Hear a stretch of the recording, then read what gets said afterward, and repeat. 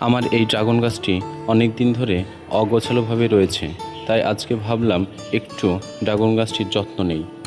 প্রথমেই এর তলাতে জন্মানো আগাছাগুলো একটু পরিষ্কার করে দিলাম। এগুলি পরিষ্কার করার সময় ড্রাগনের যে কাঁটা রয়েছে এতে অনেক ব্যথা লাগছিল। এরপরে কিছু বাঁশের বাতা এখানে পুঁতে দিলাম এবং এই বাতার সঙ্গে গাছের যে এলোমেলো ডালগুলো রয়েছে সেগুলো ভালোভাবে বেঁধে দেব। কেননা ড্রাগন গাছের ডালগুলো এলোমেলোভাবে ছড়িয়ে গিয়েছে এবং ছাদে ঠেকে গিয়েছে।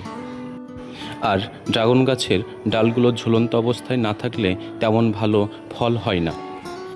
সে কারণেই ড্রাগনের ডাল ভালোভাবে বেঁধে দেওয়া বাধ্যতামূলক।